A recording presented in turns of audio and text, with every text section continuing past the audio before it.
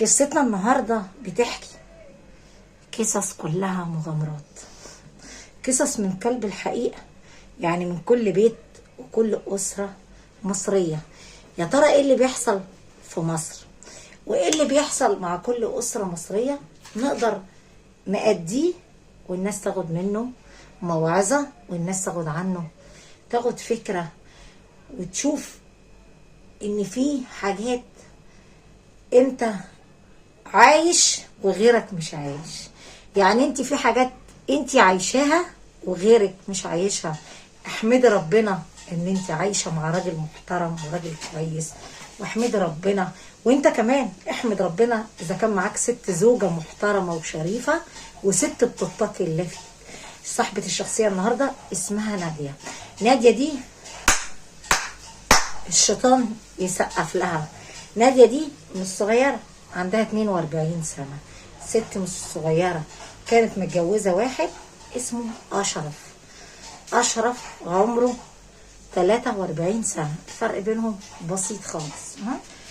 أشرف كان عليه 10 قواضي مسجل: سرقة، سلاح ناري بدون ترخيص، مشاجرة، بلطجة، يتبلطج على الناس ومعمول له كذا قضية. كمل القصة عشان تعرف ان انت عايش في نعيم يا بطل.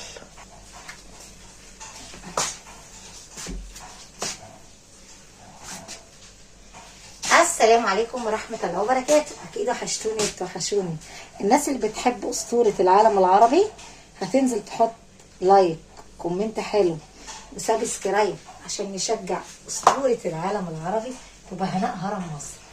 بحبكم كتير وبحترمكم، واكيد قضيتوا العيد في عيد سعيد عليكم، ونزلتوا اشغالكم ونزلتوا شغلكم، فاحمدوا ربنا على كل نعم الدنيا. خلي بالك في ناس كتير مش عايشه، فاحمد ربنا على عيشتك. المره دي الكلام من جوه القلب الابيض ده. نتعرف على صاحبه الشخصيه.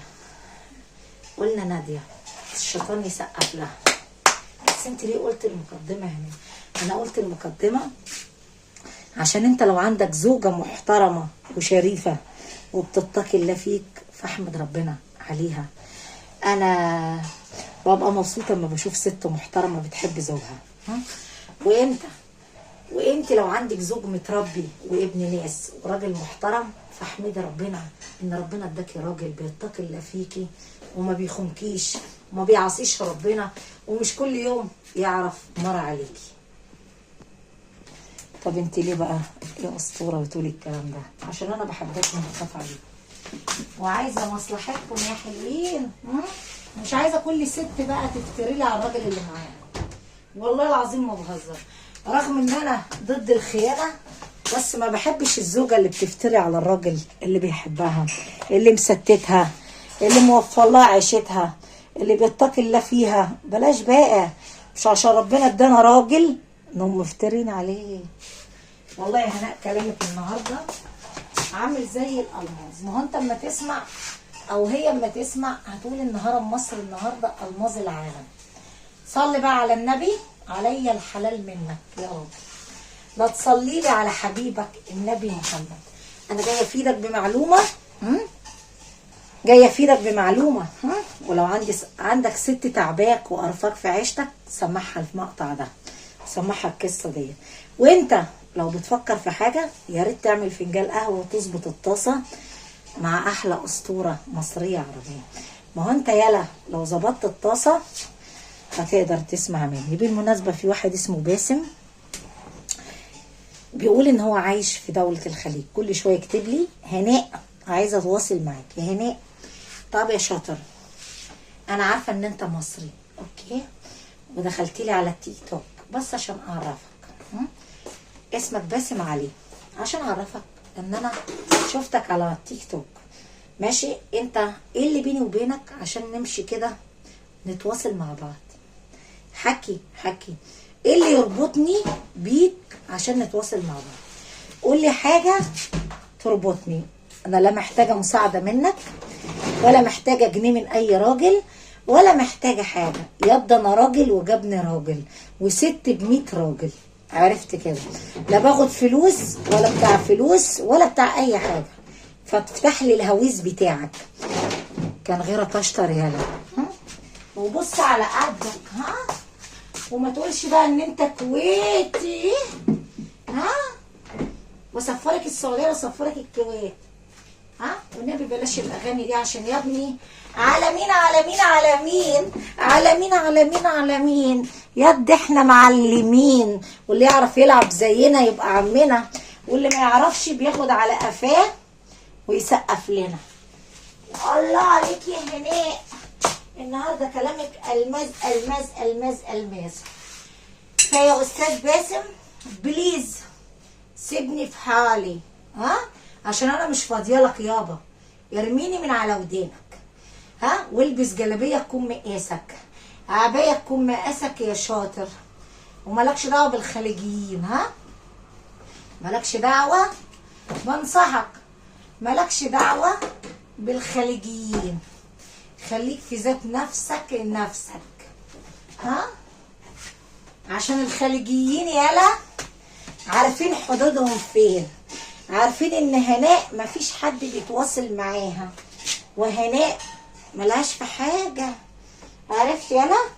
فمفيش ذكر في الخليجيين هيقول لي يا هرم عايزة اتواصل معاكي كده. عرفتي اللي فيها؟ عشان الخليجيين دارسين هرم مصر، عارفين الاسطورة هي اسطورة الساحة. لا بتتواصل مع راجل ولا بيتكلم حد ولا عايزة تشوف حد ولا عايزة جنيه من حد. ها؟ مش عايزين مساعدات. عندك مستشفى امراض السرطان والاورام، انت ممكن تتبرع فيها لو هنغنى على بعض وعايزه اساعدك واحولك. لا يا ابني انا مالتي مليارديره. انت عبيط؟ انا معايا فلوس اكتر منك. فوق فوق واعرف انت بتكلم مين. انا سيده اعمال هناء هرم مصر. فوق يا شاطر. ها؟ واعرف انت بتكلم مين احسن ما فوقك. تصدق يا هرم والله هناء جابك اسطوره. ما هو انا لازم ابقى اسطوره، ولا انا مين يا ابني؟ انا عندي كرامه وعزه نفس، يا ريت في مره زيي. عارف؟ عارفين ان شاء الله هناء. انت عارف؟ يا ريت كان في حرمه تتقارن بهناء.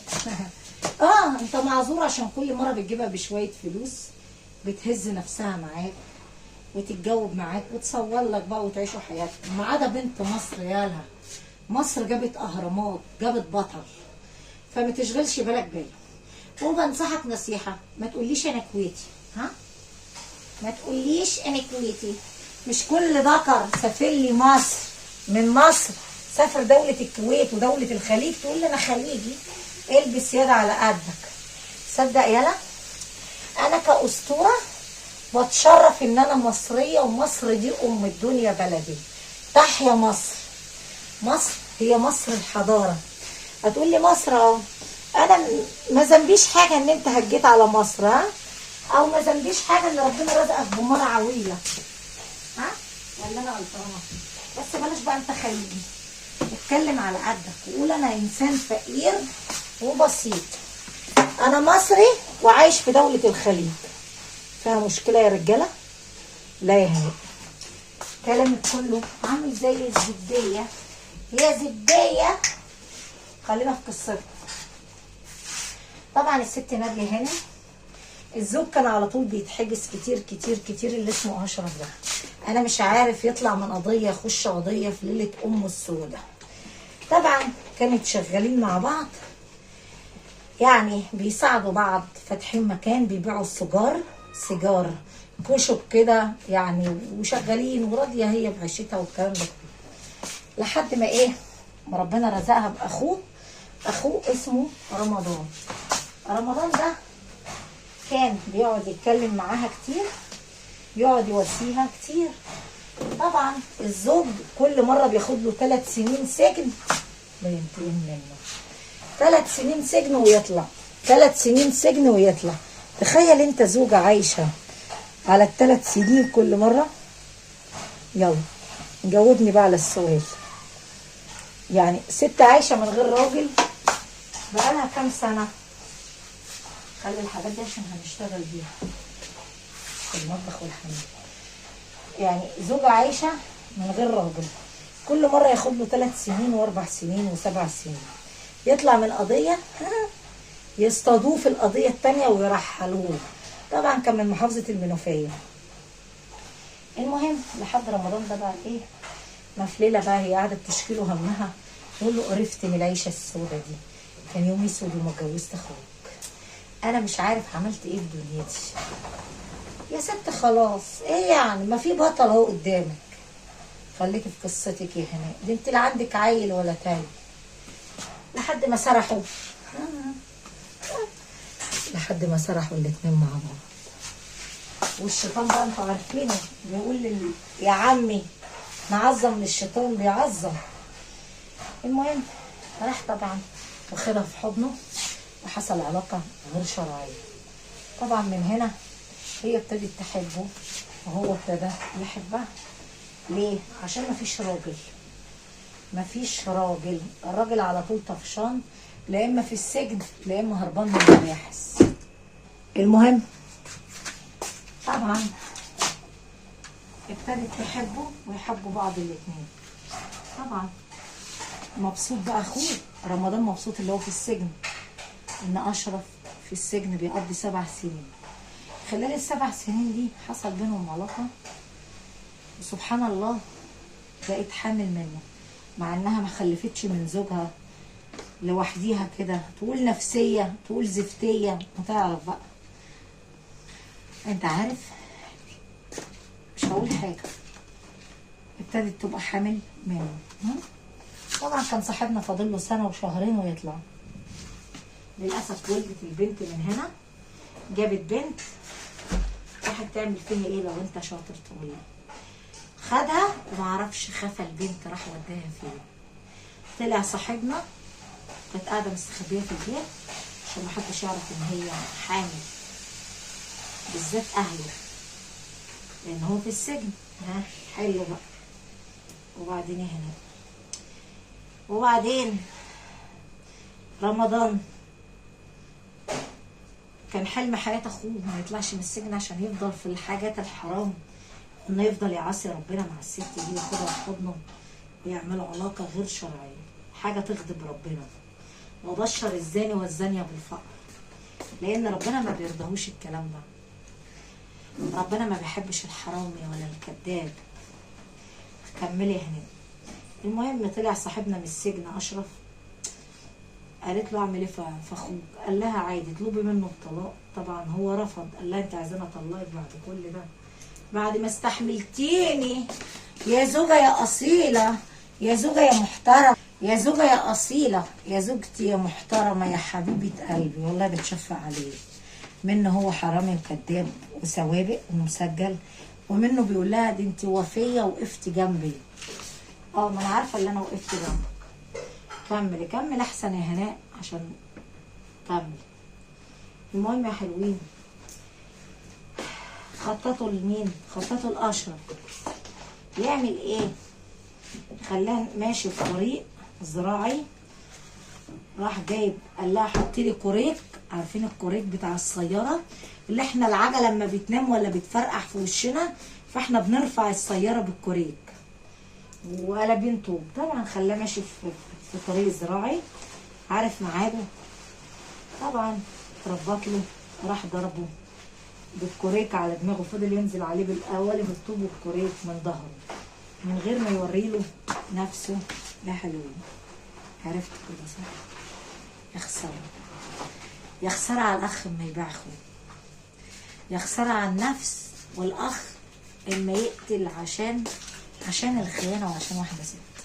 معقول تقدر يهون عليك اخوك اللي من دمك تخلص منه؟ يهون عليك الايد اللي وقفت جنبك، الاخ اللي بيحبك، تخسره عشان واحده ست؟ قتله. طبعا ابتدت المباحث ايه يا حبيبي؟ المباحث يا حبيبي ابتدت المباحث تعمل ايه؟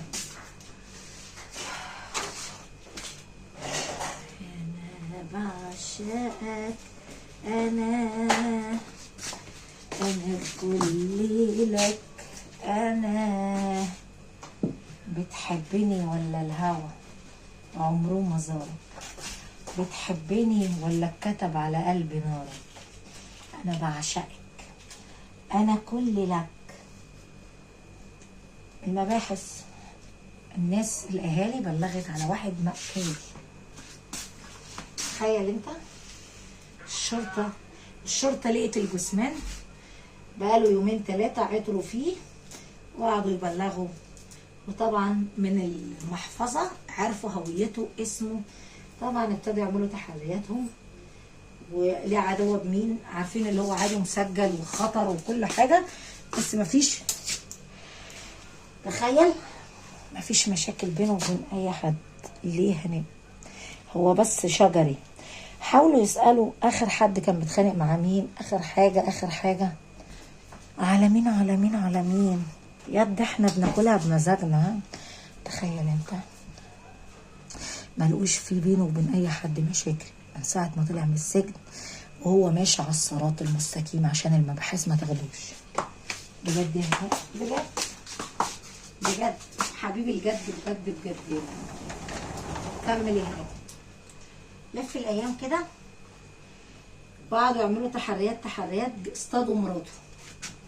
بعد ما اصطادوها يا حلوين حصل معجزه كده. ايه هي بقى يا حراماتي؟ قعدوا يتكلموا معاه، قالت له انا كنت في البيت نفس ايه التوقيت، وانت كنت فين يا عم رمضان؟ بصراحه انا كنت نايم. طبعا رجعوا تاني للتحريات يتكلموا يستجوبوا الاهالي، قالوا ان احنا كنا بنشوف زوجته على طول مع اخوه رمضان، حتى لما كان محبوس على طول الاتنين مع بعض، لدرجه ان احنا بنشوفه عندها بيبات جوه الشقه. من هنا المباحث ابتدت تقلق كده، لقيت في حاجه غلط، والغلط ما يتسكتش عليه يا رجاله. تصدقي كلامك سكر يا هناء، سكر سكر سكر سكر. وبعدين يا هرم كمل يا هرم. وبعدين تخيل انت، طبعا من هالمباحث جابتهم تاني لقوا كلام مش منقود مع بعض، مش زي بعضه يعني. فابتدى يقرص على ايه، على الست نادية.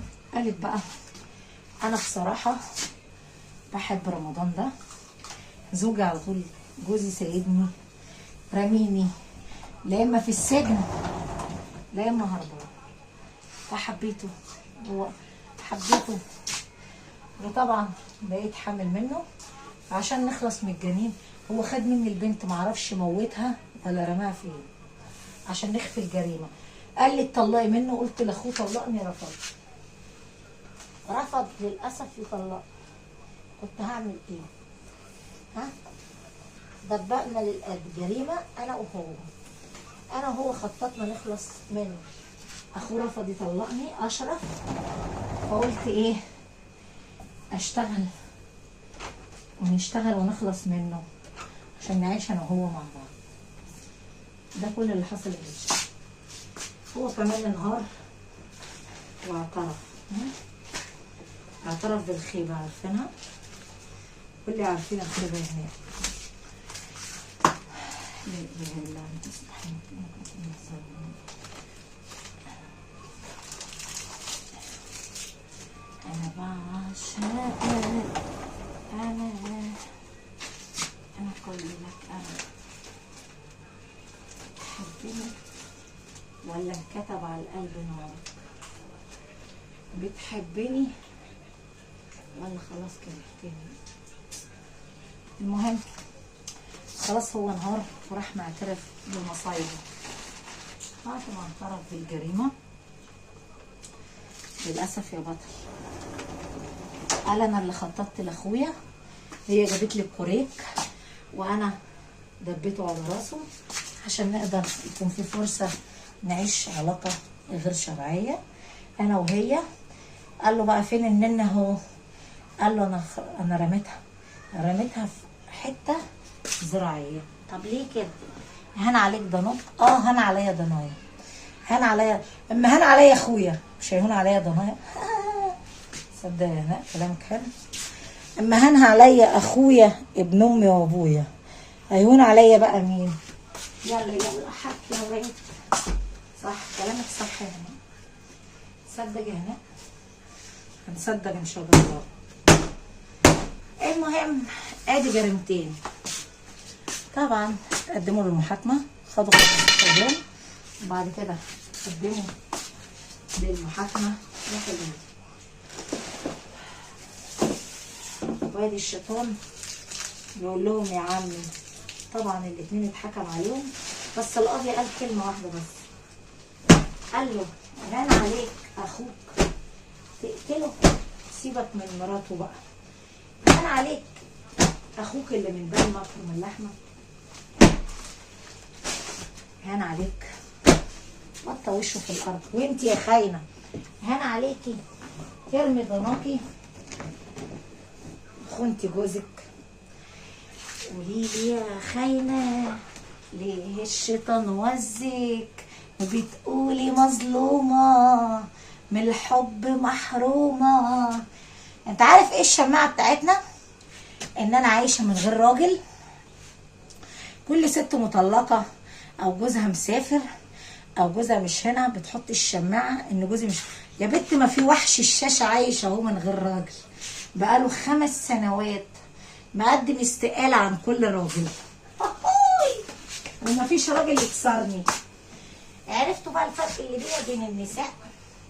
ان ما فيش راجل يعلم عليا. ها عرفتوا وحش الشاشه عايش ازاي؟ بلاش بقى نحط الشماعه ان انا جوزي سايبني وان انا محرومه. ما في غيرك عايش محرومه اهو بقالي 5 سنين عايش سنجر، وما باعش نفسه عشان الفلوس وما باعش نفسه عشان شهوات الدنيا. يا ريت كل ست تفوق من الغيبوبه اللي هي فيها، ويا ريت كل خاين يفوق. ولو بتخطط لاي جريمه كل مجرم بياخد عقابه. عرفت يا بطل؟ يعني عادي القانون ما بيسيبش حق، كل علاقه غلط مصيرها هتتكشف. انا بس بفوقك النهارده. شفت في اول الفيديو وانا بقول لك لو عندك زوجه ما اتقتش الله فيك او عايشه الدور، وريها المقطع ده سمعها القصه عشان تفوق. وانت لو بتفكر تخون زوجتك لو سمحت بلاش تخون الست المحترمه، مش عايزها اطلقها. كل علاقه مصيرها بتتكشف. لو بتفكر تخونها مع مرات اخوك، مع بنت خالتك، مع اي واحده، كل علاقه يا بطل بتيجي يوم وبتاخد مصيرها. يعني خلاص انتهت. وبعدين ده دم الغزال، ده ماسك الرجليه، ماسك بالقهوه. تعالي ده ملح ايه هنا؟ ملح البحر اهو لكعب الرجلين. بنحطه في الميه اهو، نحطه في الميه بننقع رجلينا. بعد كده بنحط الماسك ده بالقهوه، بس ريحته بلاش احكي معاكم، بلاش. ده بندهن بيه كعب رجلينا ونحطها في كيس، وبعدين نشطف رجلينا، وبعدين خلصنا دول اهو. بصوا يا حلوين، الخطوه المهمه بدل ما اروح الكوافير الصالون يعني او المشغل، ده الحجر بدعك بيه كعب رجلي، وبعدين بلبس الشراب القمر ده. شايفينه؟ ده شراب سيليكون معقم بكل حاجه، زي ما نكون بنعمل ماسك بالظبط. معقم بقى بكريمات ومسكهات للرجل تبقى ناعمه وكعب الرجل تبقى ايه؟ جامده يا فرس. والله العظيم يا هلا انت جامده من الحاجة. بعد ما بدعكها بده بلبسها ده، وبعدين بدهنها كعب رجليا. يا احمر انت بدم الغزال. وطبعا الست اتحكم عليها بالاعدام وهو اتحكم عليه بالاعدام. ايه رايكم؟ شفتوا بقى كل علاقه فاشله يعني. استفدت حاجه؟ لا. اوعى تفكر ان المجرم بيفلت من عقابه. طب لو فلتت بقى من العقاب، فين عقاب ربنا ليك؟ هتقول له ايه؟ هتقول له انا خاين هتقول له انا ايه؟ انا عصيتك يا رب وشي منك في الارض. ها بعد ما بنخلص بندهن دم الغزال يا قمر يا هاني. والله يا هاني انت برنسيس. طبعا قلت بدل ما اروح بيتو سنتر الصالون المشغل اجيب الحاجات القمر دي، اخمر رجلي بميه فتره دافيه، شويه شاور غطا شاور، وبعدين يا حلوين بعد كده بنطلع الرجل من الميه ننشفها، ندهن الماسك القمر بالقهوه، بعدين بنلبسها حاجه زي الكيس نسيبها تعرق، بعدين نمسكها بقى بالليفه المغربيه نحط الرجل القمر، نفضل ندعك الرجل بالليفه، وبعدين القمر يبقى هرم مصر بس واسطوره العالم العربي. بعدين ندهن البشره الكريم، ايوه بعد كده ندهن، خلصنا خالص بندهن القمر الكريم ده الرجلين الجميله عشان تبقى ناعمه وطريه كلها حنيه، ها حنيه. وبعد كده بندهن نحط في الشراب مع دهنة الكريم تطلع بسكويت العيد. بعد كده بنحط بعد ما نحط دم الغزال بقى نكون دعكناها بالحجر الصنفرة. وانت عارف بقى العسل عسل لو قايم من النوم والوحش وحش لو خد شاور كل يوم. يا ريت انت تكون خدت ايه؟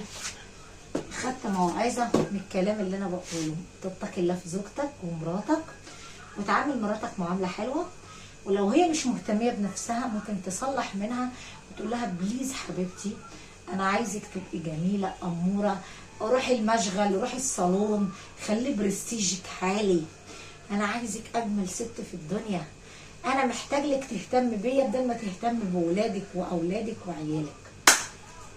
خلاص كده؟ قول لها انا ناوي اخونك. انت عارف لو قلت الحقيقه انا ناوي اخونك هتلاقيها مشيت معاك زي الالف. انا ناوي اتجوز هتلاقيها مشيت معاك كرباك، تقول لك حاضر ونعم يا سي سيد، وتعاملك بما يرضي الله ورسوله. يا ريتك ترحم نفسك بقى شويه من العذاب، ترحم نفسك عشان ربنا يرحمك في الدنيا ويرحمك في الاخره. دي كانت قصتنا. لو سمحت يا استاذ باسم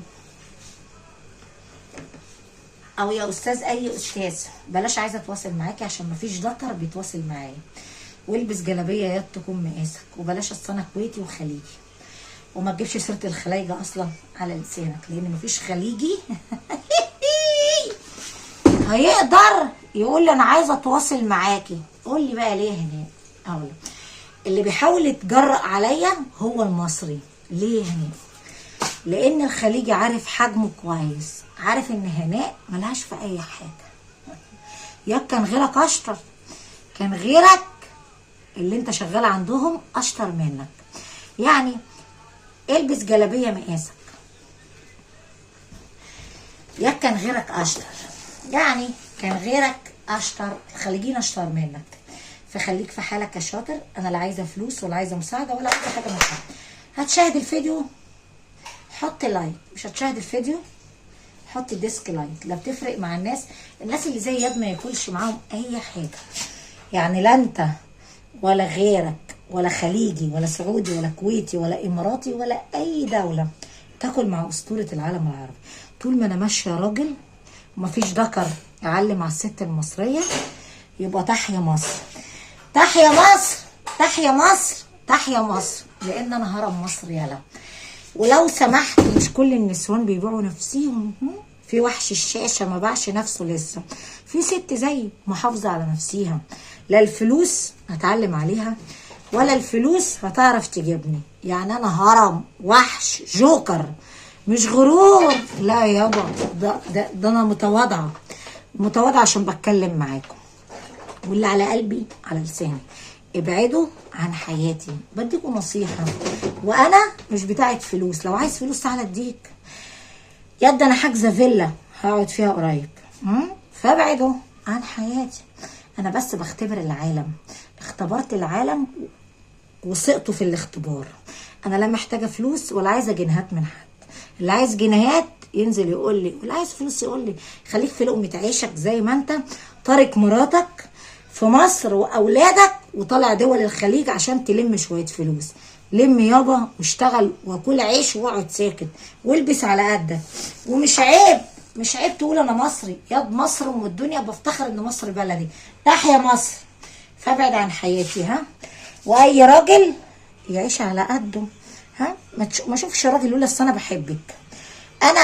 انا عايزه اتواصل ها، هعمل لك بلوك تعليقات، مش هتعرف توصل للست المصريه تاني. بنصحك نصيحه، طلعني من ودانك ها. احبكم كتير، منتظره تعليقاتكم، حطوا لايك وكومنت حلو.